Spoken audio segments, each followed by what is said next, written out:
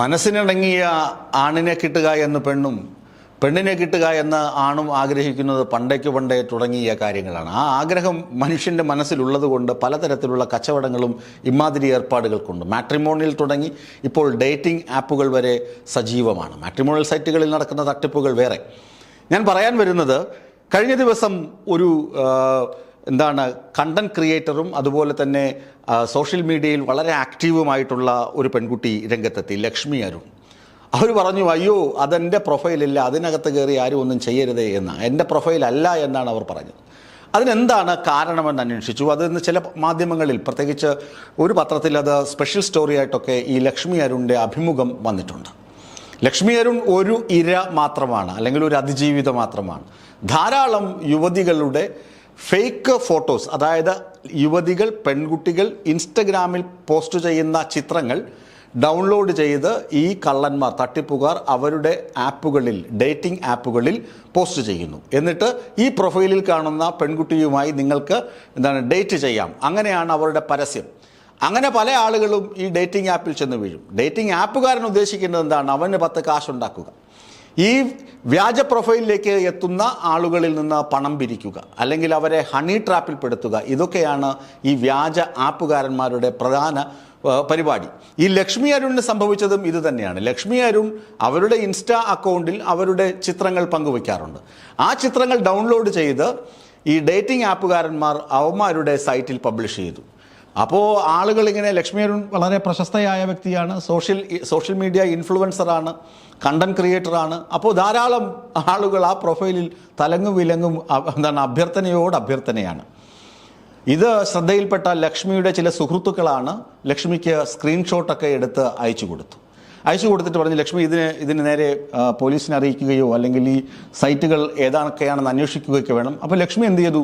താൻ അപമാനിതയാകണമെങ്കിൽ അപമാനിതയാകട്ടെ, എന്നാൽ കുഴപ്പമില്ല എന്ന് പറഞ്ഞുകൊണ്ട് തന്നെ അവരുടെ സോഷ്യൽ മീഡിയ പേജിൽ അവരൊരു കുറിപ്പ് പങ്കുവച്ചു.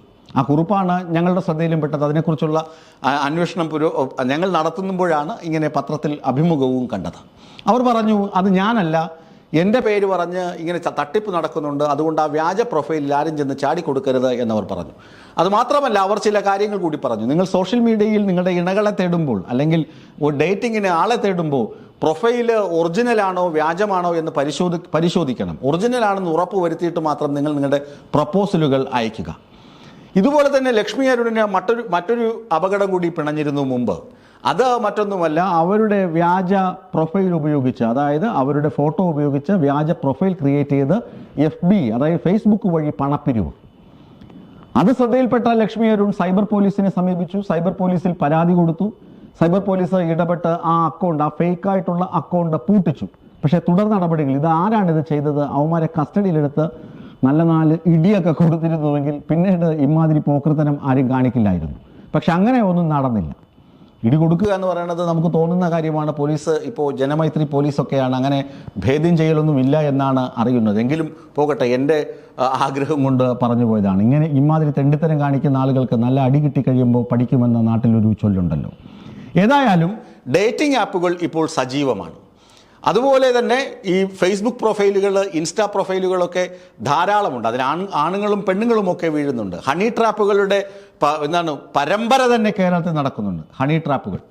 കഴിഞ്ഞ ദിവസം ഞാൻ ഒരു വാർത്ത അവതരിപ്പിച്ചു. തെലങ്കാനയിലെ വിജയബാബു എന്ന് പറയുന്ന ഒരു സംരംഭകനെ തിരുവനന്തപുരത്ത് നെയ്യാറ്റിൻകരയുള്ള റോഷ്നി സുരേഷ് എന്ന് പറയുന്ന ഒരു യുവതി കബളിപ്പിച്ച കഥ ഞാൻ നിങ്ങളോട് പറഞ്ഞിരുന്നു.